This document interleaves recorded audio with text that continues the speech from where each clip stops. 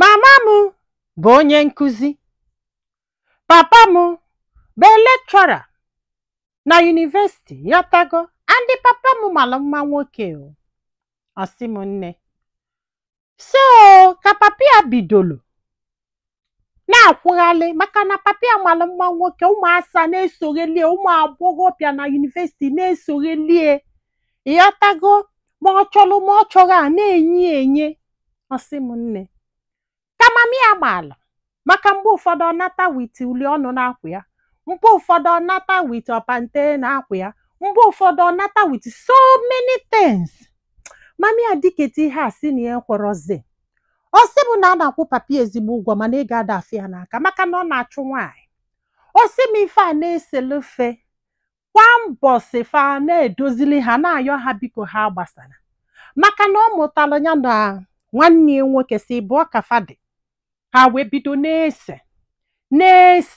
Ọ bụrụ na mami ya na-abalụ papi ya mba na ihe ọ na-eme adọrọ mma, na ọ bụrụ ụdị mara eji aka achọ na ya ga-ahapụkwa ọsị ọchị ọnya na banụ ya nwe ụmụ agbọghọbịa na-ayọ biko na-esoghelie ya nwe ụmụ mfat na ya narị regret ịnụ nwaanyị by now na ọkịta aka kwesị ime okolobịa. Ọsị m nne, ikekwula ọtọgwu ya kwa mbọsị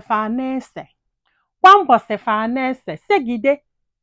Papi ya wee si in fact na ya anụsigo, na ya chọrọ mmadụ inye hazels, na ya chọrọ ya jesi ọlụ bata na ezunike, ndị a chọrọ 1 or 2 ịghọtago na mami ya ka na-ewe nọ small pa ịghọtago ka a na-ekwu na ya banyego skuul ya wee luo na university wee feta ụmụ agbọghọbịa malụ mma si eso papi ya ya afa na-esi gidigidi gbodogbodo na-ayọ na-achụghalị afịa na-ede ebe niile.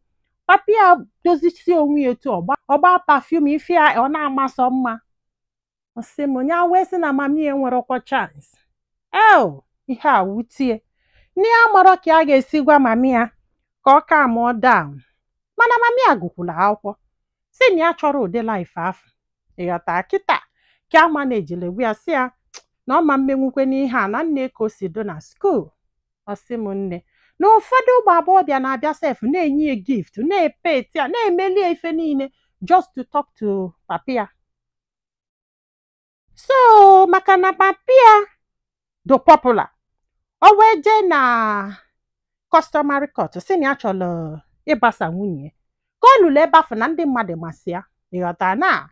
So fa wee kwalụsị mgbe ọbụla ọ dị redi ya bịa, a na-ekwu papi ewepụkwa okwu kọtụ ya na mami ya gbasa jewelụ. Papi ya wee bidozie maka na papi ya na-alịa fana abụ na papi ya si ya na ọ ga-ahapụrụ ya ụmụaka, na mami ya si ya with all pleasure ya dulu ụmụ ya ka jee chọọ di ọzọ na ya ma nsị etu nọlụ. Ọ sị m nna ọkwana ya na-ebekea bekete mami ya si ya na nsogbu adọrọ, na ọ bụrụ iwu na ya ga-anụ di ọzọ na ya nwee togo mala ife ọkwa ịghọtago, na ọ bụrụ iwu ya hapụba andị unu ma na-abịa na nwoke na nwaanyị na-aka ọsịsọ karịa nwoke.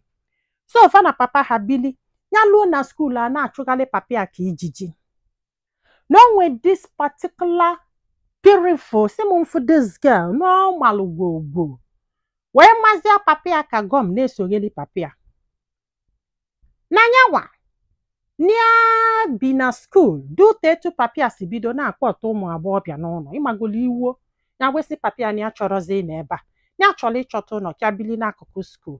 Papi ya wee kwelu wee ha ya alị ụlọ ya ebili n'akụkụ skuul. So nwanne ya nwoke agụsịrị akwụkwọ bikos na fa gapụrụ onwe fa very well jebe obodo oyibo.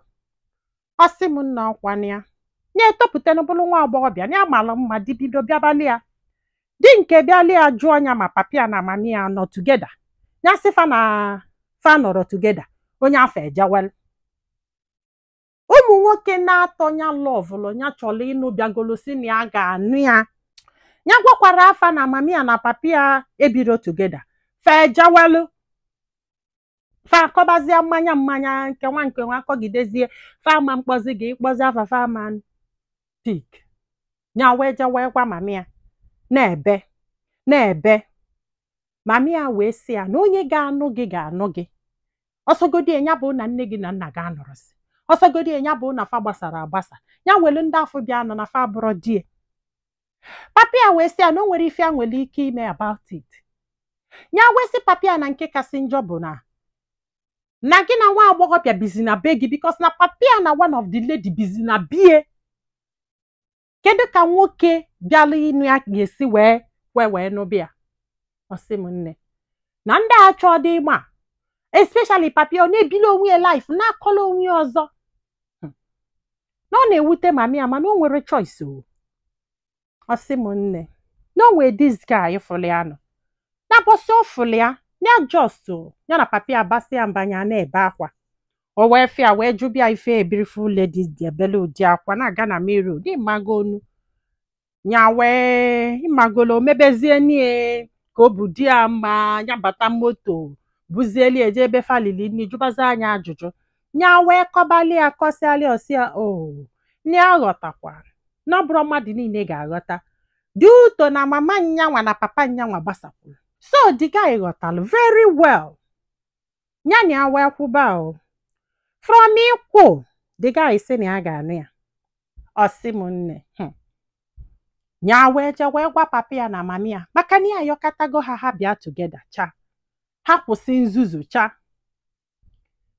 nya wee chebe ihe a ga-eji wee ta ndị afụfụ nya mọrọ nya wee jekwulu papa ya one day wee sị ya nya gwa gị nsogbu ya na-enwe maka marriage dị uto na gị na mama m gbasara mana ị chọrọ ime anything about it.